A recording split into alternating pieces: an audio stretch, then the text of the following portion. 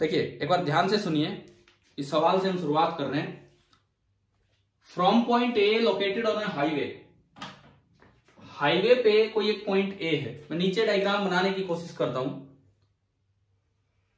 ये हाईवे है, ये सीधा हाईवे है। From point A located on a highway one has to reach by car as soon as possible to point B located in the field. ये point A है, car से कोई आदमी चल रहा है और आपका घर यहां खेत में है। फील्ड मतलब खेती में ले रहा हूं यहां पे, और आपका घर इधर है। देखो डायग्राम क्लियर होगा तभी तो सवाल आगे जाएगा। ये एक हाईवे है, हाईवे पे आपकी गाड़ी जा रही है। This is point A on the highway, और आपका घर है, ये तो ए पॉइंट हाईवे पे हो गया। पॉइंट बी पे आपका घर है और वो फील्ड के अंदर है। मान लीजिए ये आपका घर है, कुएं पे रहते हो आप, ठीक है। बी पॉइंट कितनी दूर है बी पॉइंट हाईवे से? एल। हाईवे से बी पॉइंट की जो डिस्टेंस है दैट इज एल।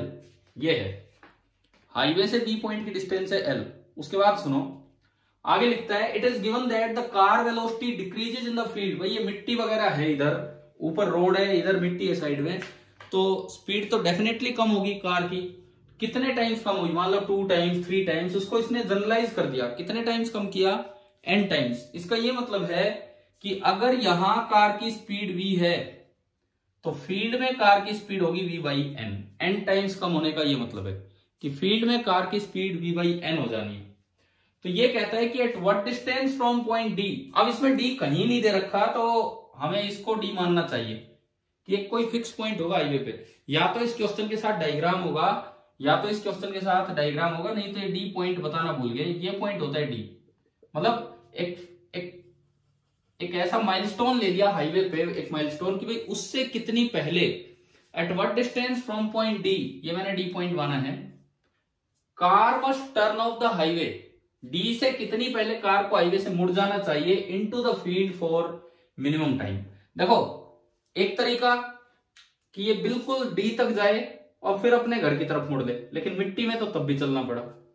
दूसरा तरीका, घर दिखते ही स्मॉलेस्ट पाथ से चल लो। आप बताओ क्या स्मॉलेस्ट पाथ से चलोगे तो क्या स्मॉलेस्ट टाइम लगेगा? ये जरूरी होता है। हमने रिवर प्रॉब्लम की, स्मॉलेस्ट पाथ अलग था जिसमें वो क्रॉस करता था परपेंडिकुलर, और स्मॉलेस्ट टाइम अलग था जिसमें वो स्विम करता था परपेंडिकुलर। तो अगर कोई कहे कि अपना घर दिखते ही खेत में उतार दो गाड़ी, फिर तो पता नहीं धक्के ही मारने वाले आएंगे, कितनी देर में पहुंचोगे आप। बिल्कुल यूं देखें वो भी तब सही होता जब यहां रोड बना होता है, यहां भी रोड नहीं है। तो आपको ये बताना है कि डी से कितना पहले, मान लो मैं कहता हूं कि डी से एक्स लेंथ पहले, डी से कितना पहले इस गाड़ी को अपने घर की तरफ मुड़ जाना चाहिए, ताकि अगर t बराबर 0 पे कार यहां है तो यहां पहुंचने में कार को मिनिमम टाइम लगे। अभी बताइए क्या ये क्वेश्चन आ गया समझ में?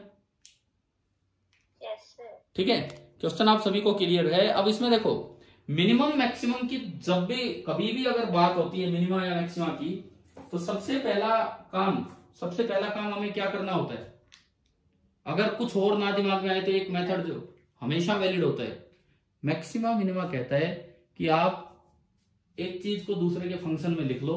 जैसे मुझे x निकालना है, t को मिनिमाइज करना है, x as a function of t, या t और x में रिलेशन लिख लो, और उसके बाद डिफरेंशिएशन करके dx बाई dt को 0 कर दो, तो अपने आप जो भी आएगा वो मिनिमम या मैक्सिमम आ जाएगा। अगर क्वेश्चन में मिनिमम पूछा है तो मिनिमम ही आएगा।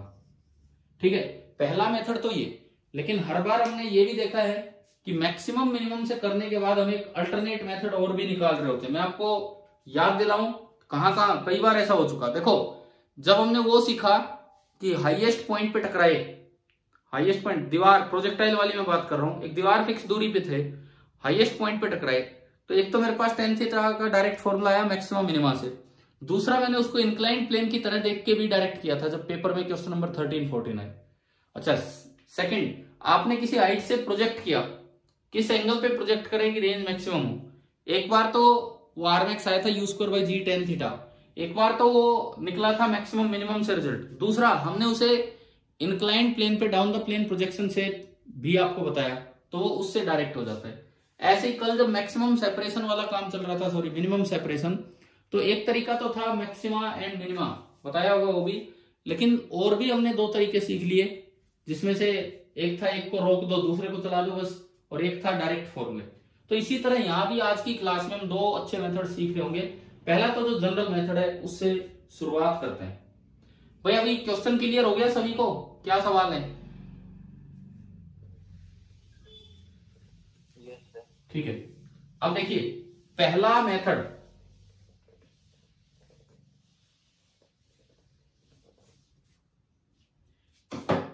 ये जितने सवाल निशांत ने भेजे थे उनमें से बेस्ट क्वेश्चन था जो मैंने यहां पे पिक किया है क्लास के लिए।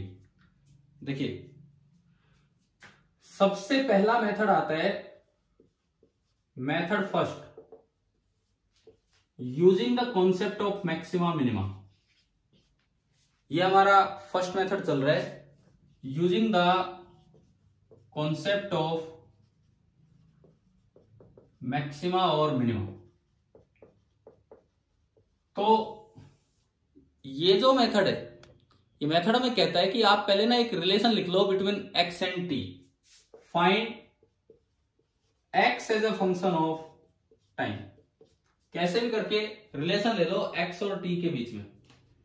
ये पॉइंट था ए, ये पॉइंट था डी, पूरी डिस्टेंस अभी हमें पता नहीं, ये माइलस्टोन है, ये तो फिक्स है, आपके घर के बिल्कुल बगल में माइलस्टोन है यहाँ पे डी पॉइंट। क्वेश्चन में देना भूल गए डी क्या है, अलग से या तो डायग्राम हो। तो हमने माना कि ए से लेके डी तक की जो डिस्टेंस है वो कुछ भी फिक्स है, एल यहां दे रखा है, एक्स यहां दे रखा है, मैं इस डिस्टेंस को बी बोल देता हूं। Let A D, this is B, और ये फिक्स दूरी है, अभी आप कहां हैं और ये माइलस्टोन कहां है। Let A D B B. आपको चाहिए X as a function of time. Time मतलब यहां पहुंचने का टाइम कितना है। t बराबर 0 पे आप यहां से स्टार्ट हुए, और मैं कहता हूं कि t बराबर कैपिटल T पे आप यहां पहुंचे और आपको उसे मिनिमाइज करना है। कैपिटल T को आप मिनिमाइज करना चाह रहे हैं, ये आपका काम है। इस पॉइंट को मैं C नाम दे रहा हूं। अगर ये पूरा B है, ये X है, तो AC कितना बचा? AC B माइनस X, और AC पे हाईवे पे स्पीड है V।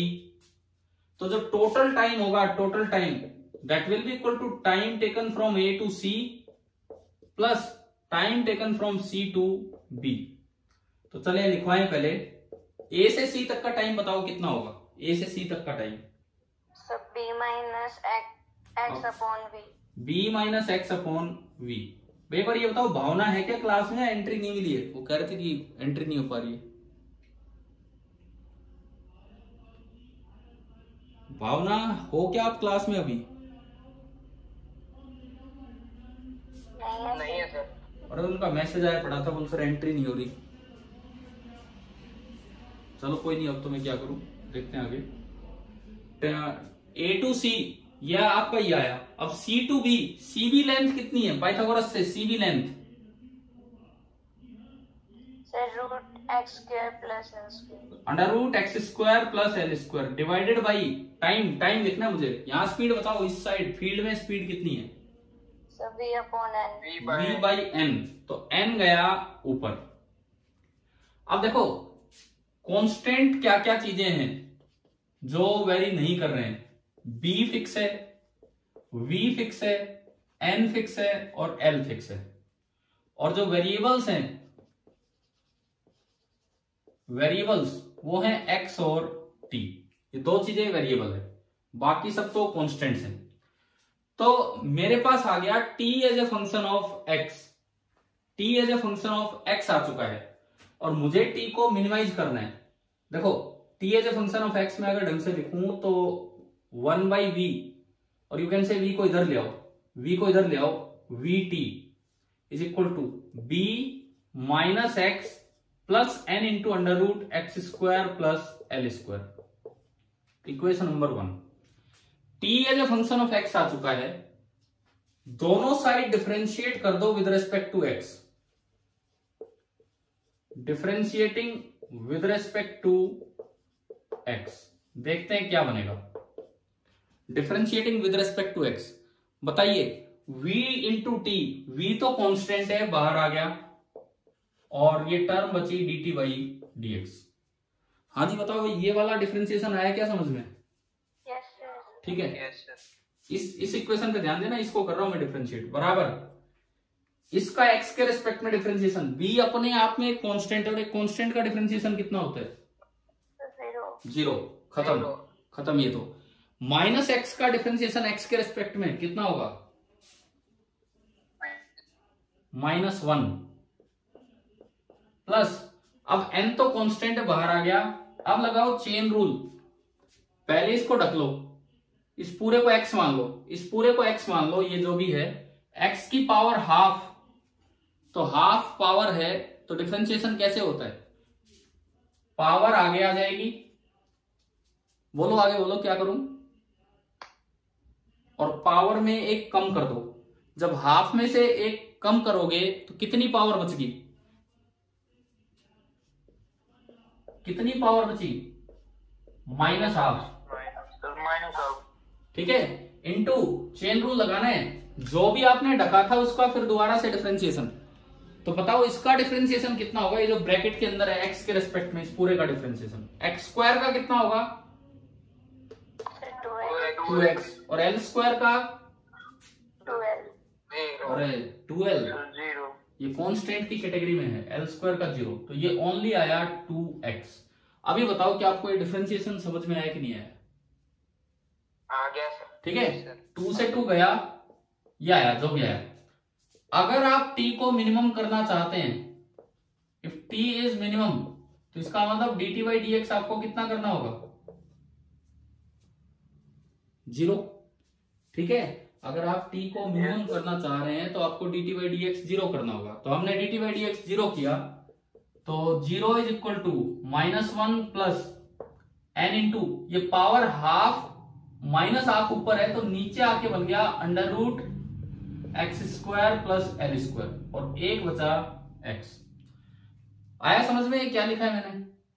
Yes, sir. इसके बाद में 1 को इधर ले आया, 1 is equal to nx upon √x² plus l square, यहां इसको इधर ले आए, √x² plus l square is equal to nx, squaring both the sides, squaring both the sides, तो x² plus l square is equal to n² x², x² को इधर उठा लाओ, x² इधर आया, कॉमन लिया, तो 1 minus n² is equal to l square, x² into 1 minus n² आ गया l स्क्वायर, यहां से x² आ गया l² upon 1 minus n², x² की value I l² upon 1 minus n², and finally अगर आप x लिखते हैं तो इसका अंडर रूट करेंगे, तो x आएगा l² का अंडर रूट, तो l upon under root of 1 minus l² आएगा यहाँ।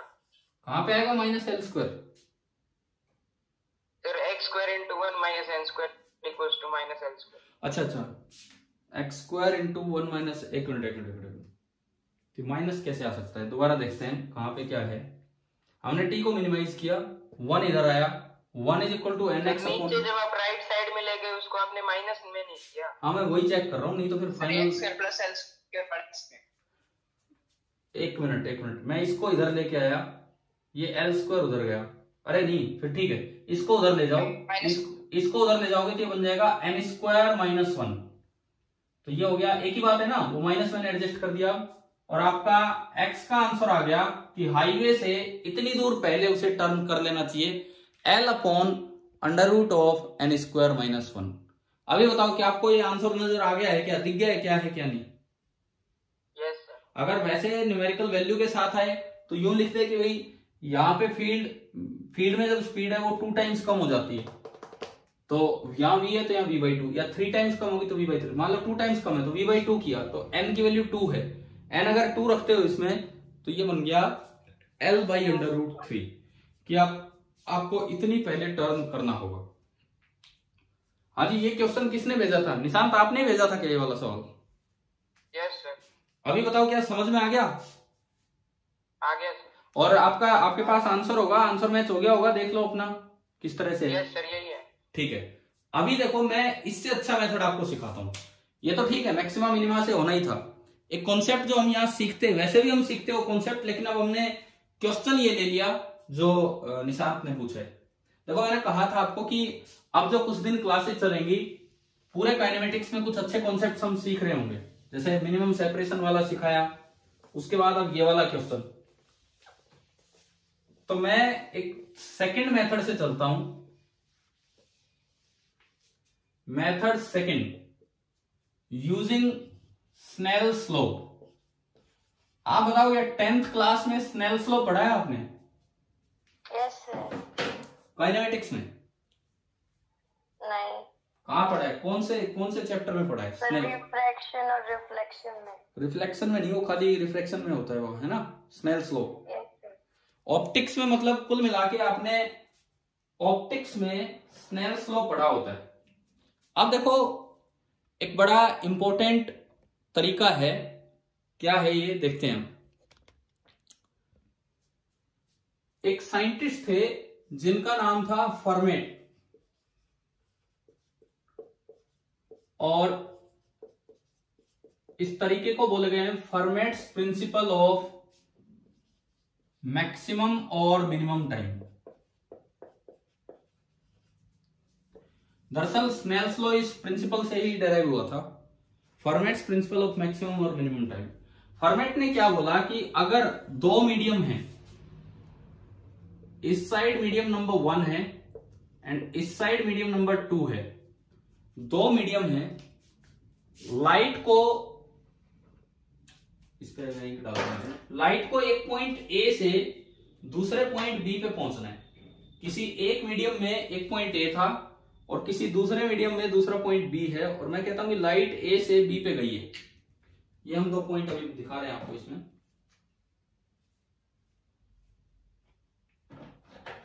देखो दिस इज पॉइंट ए, चलो अभी तो मैं एक बार इससे बना देता हूं। ये पॉइंट है ए और इधर इस मीडियम में कोई पॉइंट है बी। दोनों में स्पीड अलग अलग है। लाइट की स्पीड इस मीडियम में v1 है और इस मीडियम में v2 है।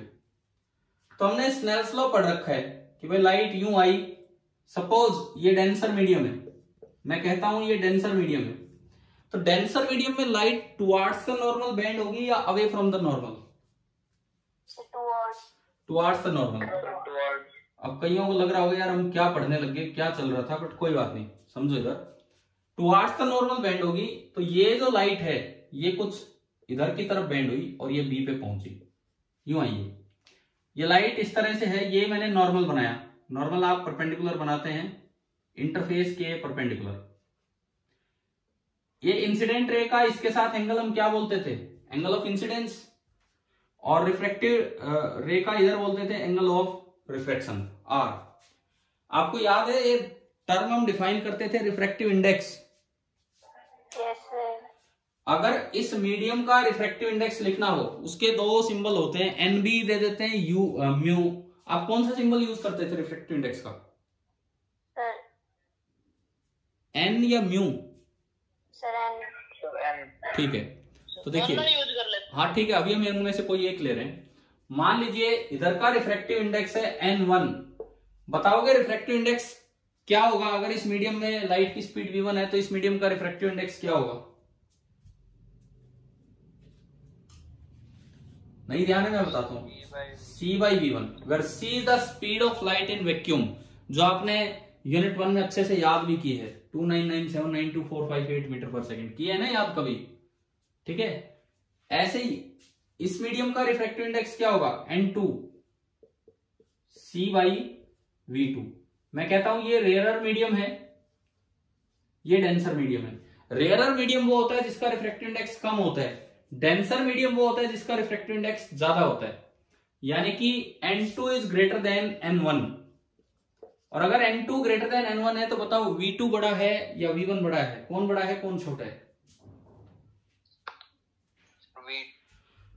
v1 बड़ा है और v2 स्मॉल होगा। वैसे भी देखो डेंसर मीडियम का मतलब है कि वहां आप धीरे चल रहे हो, रेयरर मीडियम का मतलब है वहां आप तेज चल रहे हो। तो जिस मीडियम में आप धीरे चलते हो वो आपके लिए डेंसर है, उसमें आपको टुवार्ड्स द नॉर्मल बेंड होना होगा। और जिस मीडियम में आप तेज चलेंगे वो आपके लिए रेयरर है, उसमें आपको away from the normal bend होना होगा। ठीक है, अब सुनिए स्नेल्स लॉ क्या कहता है, फिर मैं फर्मेट के प्रिंसिपल पे आऊंगा। स्नेल्स लॉ जो फर्मेट प्रिंसिपल से डेराइव हुआ है, स्नेल्स लॉ कहता है, आपको याद हो sine I by sine R ratio constant होता है, किया हुआ है हमने ये, ठीक है। इसको आसानी से याद रखने का तरीका ये होता है, इधर का refractive index n1 into sine of इधर का angle I is equal to इधर का रिफ्रैक्टिव इंडेक्स, ताकि रेशियो में कंफ्यूजन ना हो कौन सा ऊपर लेना है कौन सा नीचे लेना है, n2 into sine of R।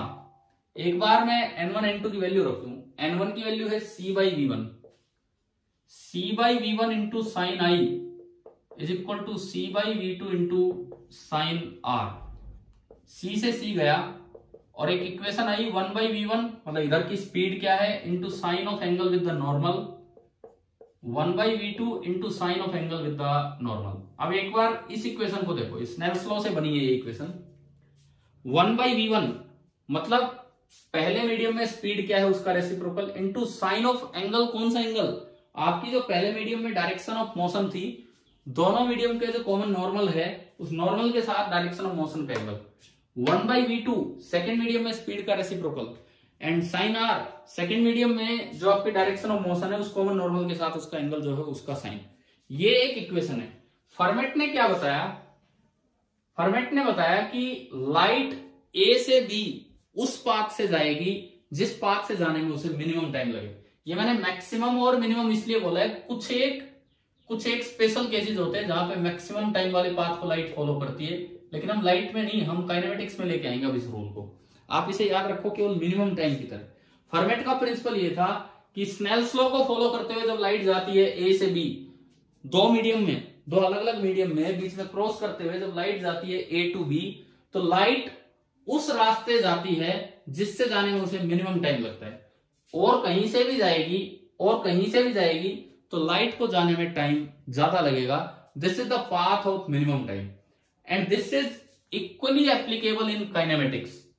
Light के लिए ही नहीं, ये हर जगह एप्लीकेबल है, काइनेमेटिक्स में भी एप्लीकेबल है। स्क्रीन दिख रही है ना आपको? ठीक है, देखो सुनो, ये जो इक्वेशन है this is applicable for kinematics also, this is applicable for kinematics also to find the path of minimum time, to find the path of minimum time when two media are involved। Media मतलब medium का plural, when two media are involved।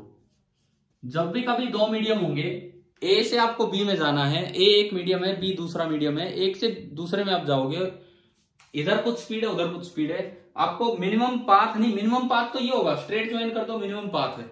जैसे अभी वो highway वाला question किया, minimum path की बात करूं तो मुझे अपना घर दिखते ही खेत में उतार दो गाड़ी, वो मिनिमम पाथ होगा, लेकिन उसमें तो बहुत टाइम लग जाएगा, इतनी दूर आप खेत में ही चलोगे तो मिनिमम टाइम में अगर आपको पहुंचाना है तो ऐसा पाथ चूज करें जो स्नेल्स लॉ को फॉलो करता हो। और स्नेल्स लॉ की इक्वेशन होती तो ये है, लेकिन काइनेमेटिक्स में वो इक्वेशन होगी 1 by v1 into sine I is equal to 1 by v2 into sine R. अब आप बताओ, मैं इसे अप्लाई करके दिखाऊं पिछले सवाल में? ठीक है, देखते हैं मैक्सिमम मिनिमम को अवॉइड करके कैसे इससे फटाफट क्वेश्चन होगा। देखिए, ये हाईवे वाली साइड है उस साइड, और इधर फील्ड वाला है। यही होगा ऊपर हाईवे नीचे फील्ड है, बोर्ड पे ऐसे, और वैसे तो इधर उधर होंगे। तो ये तो मैंने लिख दिया कि यहां तो हाईवे है, इस तरह से रोड चल रहा है पूरा, ठीक है, और इसके बगल में ये फील्ड है। अब आ रहा है कुछ समझ में? ये तो एक हाईवे बना हुआ है, ये जो ऊपर लाइन मैंने बनाई है, और ये जो नीचे वाली लाइन है ये फील्ड है। आप हाईवे पे यहां कहीं थे, आप यूं चल के आ रहे थे हाईवे पे ऐसे, और आपका घर यहां कहीं है, और ये परपेंडिकुलर है यहां पे, ये पॉइंट है डी, ये पॉइंट है ए, और ये पॉइंट है बी। आपको कहीं से टर्न होना है, इस तरह टर्न होना है कि आपको मिनिमम टाइम लगे तो उसके लिए आपको डिस्टेंस x निकालना था। अब बताओ ये डायग्राम आ गया समझ में, क्या बनाया हमने? हाँ जी भाई, क्लियर है डायग्राम, ये वाला डायग्राम? ठीक है। अब देखिए स्नेल्स लॉ से अगर आप ये क्वेश्चन करें तो स्नेल्स लॉ की तरह डायग्राम बनाओ। This is the interface, common face between highway and field. Common face, ये पॉइंट है बी जहां आपको पहुंचना है। बाई चांस ये पॉइंट बिल्कुल यहां है, थोड़ा दूर होता तो बात अलग थी, बिल्कुल यहां है। जहां से भी आप मुड़ेंगे वो पॉइंट को नाम, उस पॉइंट को नाम हमने दिया था सी। जहां से भी आप टर्न करेंगे उस पॉइंट को नाम दिया था सी, और बिल्कुल इसके सामने पॉइंट था डी। तो आप सबसे पहले कॉमन नॉर्मल बना दो। ये है कॉमन नॉर्मल, ऐसे ऐसे ये कॉमन नॉर्मल, यहाँ पे ये फील्ड के भी परपेंडिकुलर है और ये हाईवे के भी परपेंडिकुलर है। सबसे पहले आपने बनाया कॉमन नॉर्मल। अब लाइट रे की तरह दिखाओ तो इंसिडेंट रे तो ऑलमोस्ट ऐसे आ रही है, parallel to the common interface, क्योंकि आप हाईवे पे यूं चल रहे हो, आप टेढ़े नहीं आ रहे हो, आप रोड पे यूं नहीं चल रहे हो, आप बिल्कुल पैरेलल चल रहे हो फील्ड के।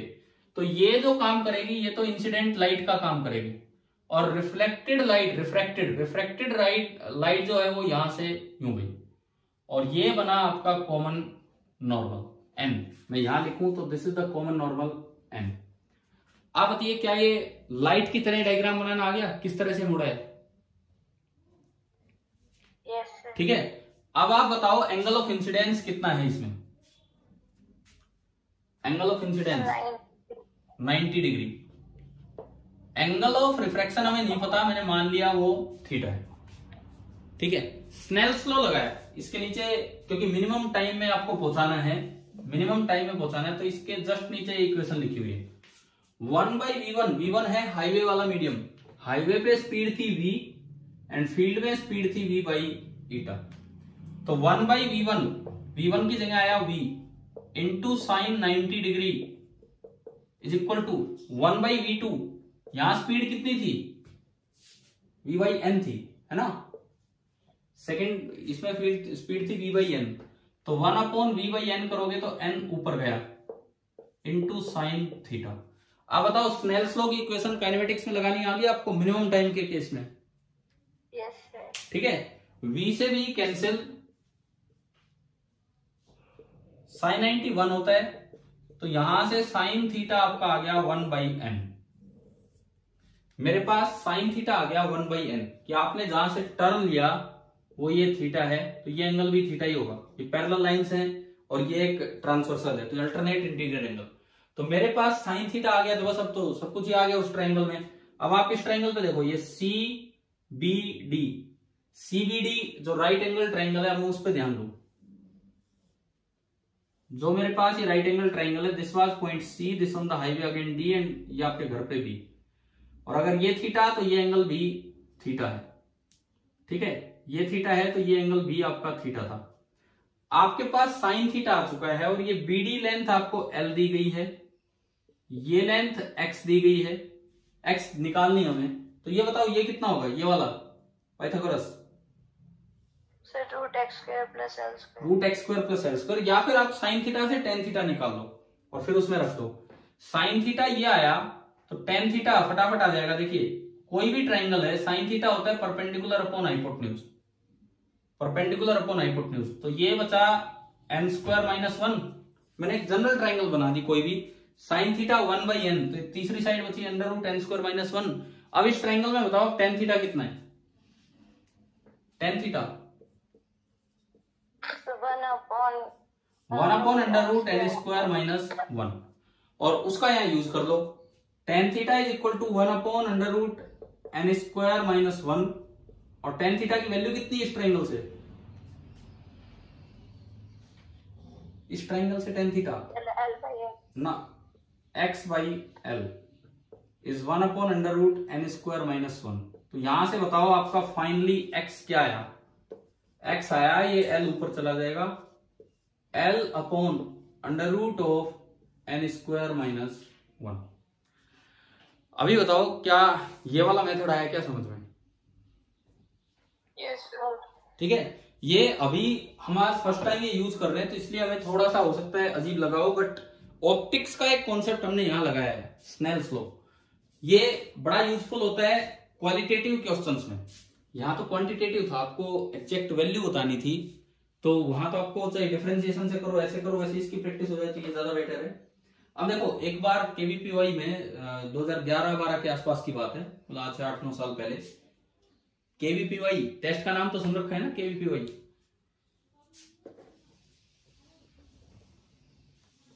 हमें फुल फॉर्म बताओ केवीपीवाई की, बोलो सर क्या? केवीपीवाई की फुल फॉर्म क्या होती है? सर नाम सुना है, फुल फॉर्म नहीं पता। किशोर वैज्ञानिक प्रोत्साहन योजना। देखो, आपको ये टेस्ट देने हैं, आपको टेस्ट देने चाहिए, +1 के साथ भी होता है, +2 के साथ भी होता है।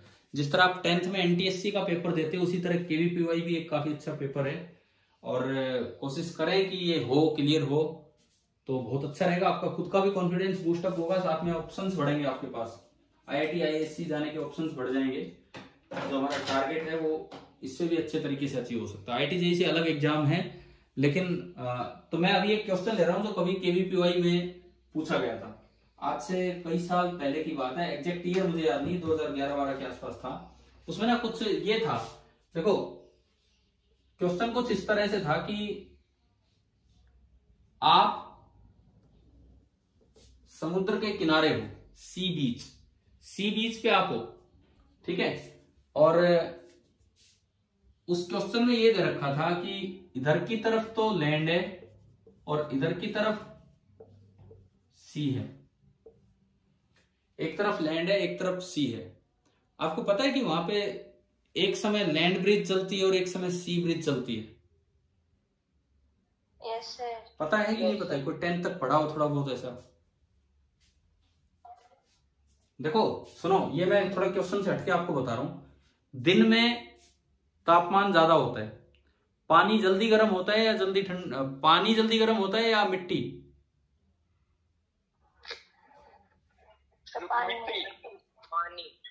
पानी और मिट्टी, इसमें डिफरेंस यार यही नहीं पता आपको? क्या डेजर्ट के बारे में नहीं पढ़ा पहले कभी भी क्लासेस में कहीं भी कि डेजर्ट बहुत ज्यादा गर्म हो जाते हैं? दोबारा पूछता हूं मैं, पानी जल्दी गर्म होता है या मिट्टी जल्दी गर्म होती है? मिट्टी जल्दी गर्म होती है। तो जो मिट्टी के साइड एयर होगी वो ज्यादा गर्म हो जाएगी, पानी की साइड एयर कम गर्म होगी। तो गर्म एयर थोड़ी हल्की होती है, वो ऊपर उठ जाती है। मिट्टी की साइड जो एयर है वो थोड़ी ऊपर उठ जाएगी, और जो पानी की साइड जो एयर है वो उसकी जगह को भरने के लिए चल पड़ेगी पानी से मिट्टी की तरफ। तो सी की तरफ से आने वाली ब्रिज, इसे क्या नाम दिया जाता है दिन में? सी ब्रिज। समझ गए हो? दिन के समय चलती है सी ब्रिज। अच्छा, अब रात को उल्टा काम होगा। देखो, रात को थोड़ा मौसम ठंडा हो जाता है, दिन में गर्मी रही, रात को ठंडक हुई, कौन जल्दी ठंडा होगा बताओ? पानी या मिट्टी? जो जल्दी गर्म होता है वही जल्दी ठंडा होता है। कौन जल्दी ठंडा होगा, पानी या मिट्टी? मिट्टी जल्दी ठंडा होगी, यानी कि रात के टाइम मिट्टी का टेम्परेचर कम होगा और पानी का टेम्परेचर अभी इतना कम नहीं हो पाया होगा, यानी कि पानी थोड़ा गर्म है। पानी थोड़ा गर्म है तो पानी के ऊपर हवा जो है वो थोड़ी गर्म होगी, मिट्टी के ऊपर वाली हवा ठंडी रहेगी।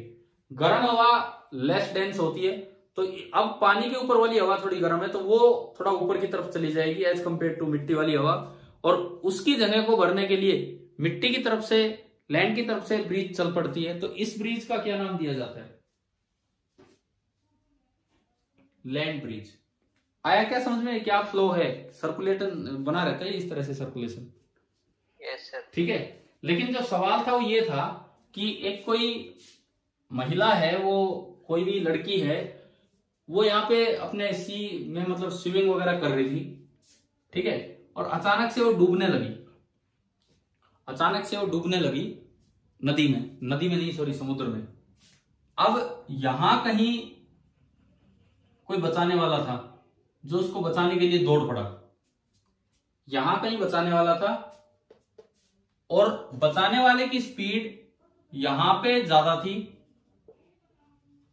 मोर स्पीड, एंड यहां पे कम थी। सी में उसकी स्पीड कम हो जाती है, उसे तैर के जाना पड़ता है, लेकिन वहां पे लैंड पे बहुत तेज भाग किया जाता है। ये था। तो वहां पे ना 4 पॉसिबल पाथ दिखा रखे थे कि बताओ उस बचाव दस्ते को किस तरीके से, कौन से पाथ से जाना चाहिए, वो एक क्वालिटेटिव क्वेश्चन आया था, क्वांटिटेटिव नहीं। उन्होंने देखो एक रास्ता बनाया था ये डायरेक्ट, बोले भाई जिधर ये दिखे उस साइड भाग ले, पहला रास्ता ये। दूसरा रास्ता ये बनाया था कि यूं आके और फिर बिल्कुल सीधा यूं जाए, बिल्कुल यूं आके और लास्ट में एज इट इज यूं जाए। तीसरा रास्ता कुछ ऐसा दिखाया था कि यहां आके फिर ये टर्न हो, दैट वाज पाथ नंबर 3। देखो मैं नाम लिखता हूं, ये आपका पाथ नंबर 1 है, पाथ नंबर 2 है, पाथ नंबर 3 है, एंड चौथा रास्ता 3 से अपोजिट इस तरह का था, पहले यूं आके और फिर यूं जाए, पाथ नंबर 4। तो उसमें सवाल में ये पूछा था कि मोस्ट सुटेबल पाथ कौन सा है, कोई वैल्यू नहीं दे रखी, कुछ नहीं दे रखा, बस सीधा ये सवाल था। सेकंड देखो, सेकंड पाथ को अगर मैं फॉलो करवाता हूं, सबसे पहले तो आप ये सोचो डेंसर मीडियम कौन सा है और रेयरर कौन सा है, लैंड और सी में से। सी डेंसर है क्योंकि यहां स्पीड कम है।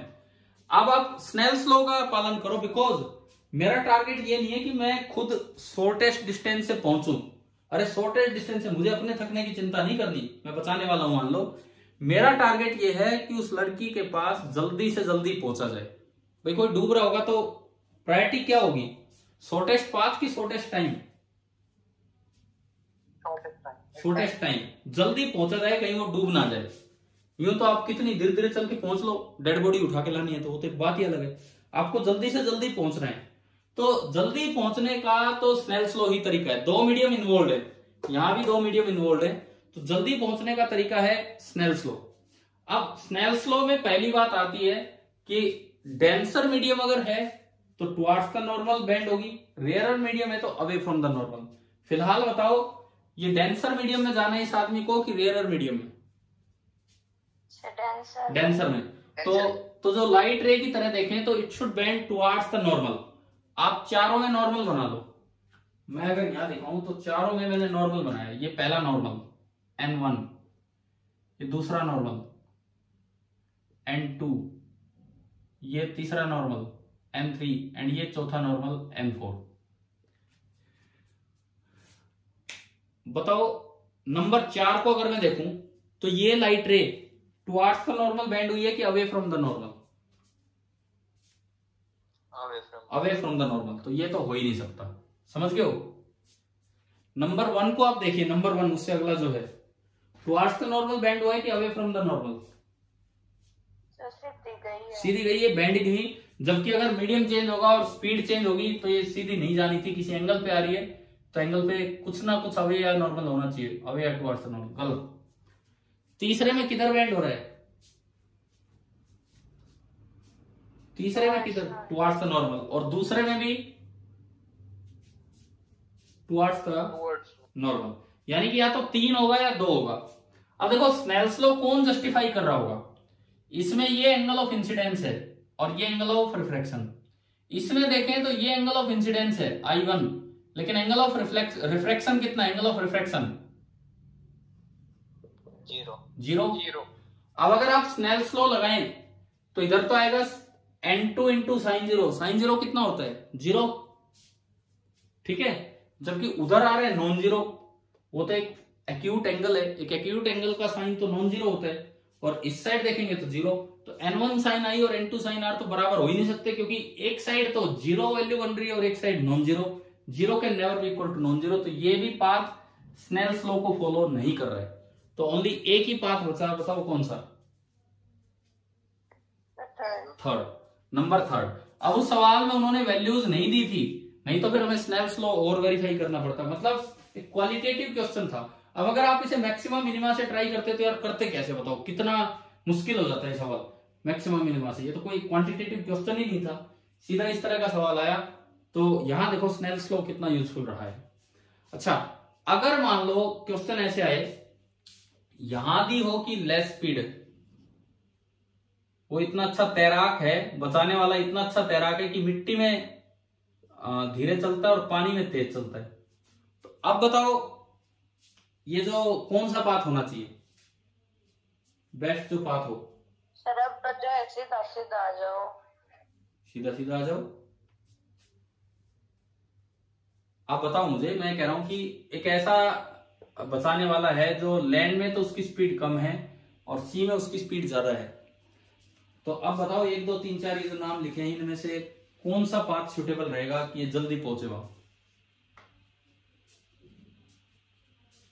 सर 4 बिल्कुल सही। देखो सुनो, अगर सी में स्पीड ज्यादा है, अगर सी में स्पीड ज्यादा है तो सी उसके लिए रेयरर मीडियम है कि डेंसर मीडियम है।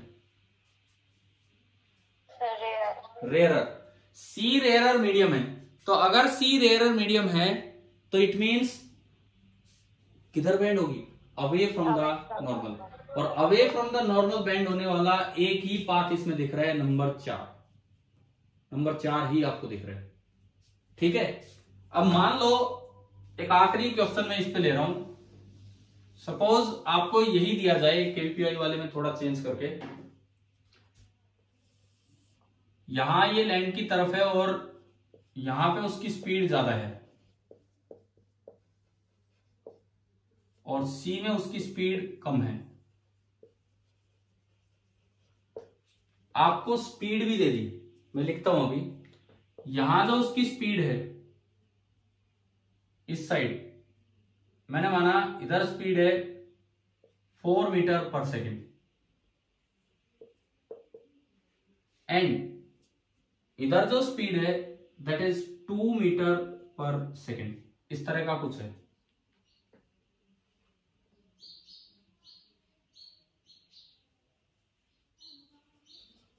ये नॉर्मल आपको दिखा रखा है।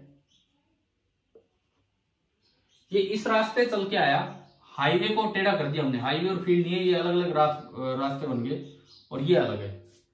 लैंड सी इस तरह से कर दिया है, ठीक है ना, हाईवे वाला चक्कर ही नहीं है।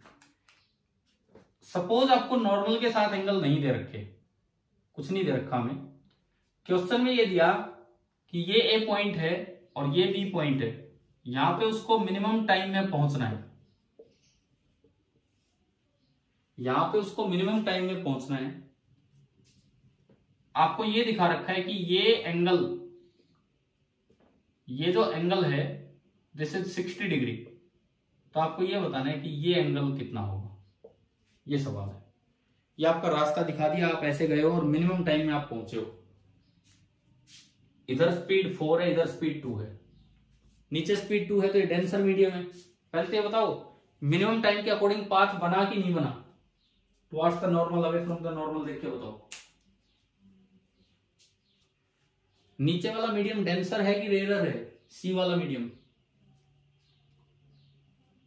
डेंसर। तो ये away from the normal bend होना था और हो भी गया, away from the normal he bend हुआ। अब ऐसे सवाल को करने के लिए, ये एंगल निकालने के लिए, मान लो एंगल थीटा है तो थीटा पूछा है। मिनिमम टाइम अगर मिले आपको तो सबसे पहले आप एक नॉर्मल बना दो। सबसे पहले आपने बनाया नॉर्मल। अब इक्वेशन बनती है स्नेल्स लॉ की, यहां काइनेमेटिक्स में 1/v1 into sine I is equal to 1/v2 into sine R, है ना, याद होगी इक्वेशन। तो अब चलिए वैल्यूज पुट करवाइए। 1/v1, v1 कितना है 4। आई बताओ, आई कितना है 60। देखो इतनी गलतियां करोगे तो 4 ऑप्शन इसीलिए दिए जाते हैं पेपर में। हाँ सुनो, अब कोई भी वहां पेपर बनाएगा तो एक ऑप्शन तो इसलिए देगा कि भाई कोई 60 ले दे तो ये आंसर आ जाए। तो ये हम तुरंत ही -1 ले आते हैं फिर वहां से। Sine 30 degree is equal to 1/v2। v2 कितना 2 और साइन r कितना है, मुझे थीटा चाहिए तो r कितना है थीटा की टर्म्स में 90 माइनस थीटा। तो मैं इसे लिखूं 90 माइनस थीटा, इस तरह ध्यान से पुट कर दें।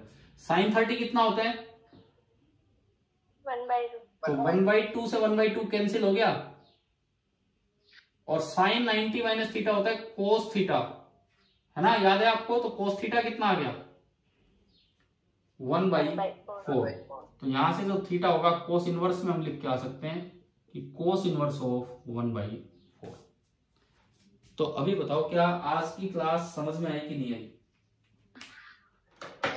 ठीक है, आज मैंने मेनली आपको यार एक ही कॉन्सेप्ट सिखाया है, एक बार डिफरेंशिएशन से कि कैसे मिनिमम टाइम में अगर कहीं पहुंचना हो एक से दूसरे मीडियम में जहां वेलोसिटीज में थोड़ा डिफरेंस हो, तो एक बार तो डिफरेंशिएशन से बताया हो, तो ठीक है, बेसिक मेथड है।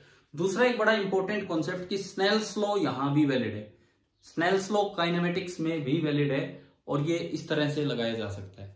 शायद इन 3-4 सवाल उसी सवाल के टाइप लिए, फिर उसके बाद ये हमने केवीपीआई वाले क्वेश्चन को थोड़ा मॉडिफाई कर करके देखा। तो अभी बताओ क्लियर हो गया होगा सभी को? ठीक है, ठीक है, तो अभी हम आज की क्लास को यहीं फिनिश करते हैं। Thank you.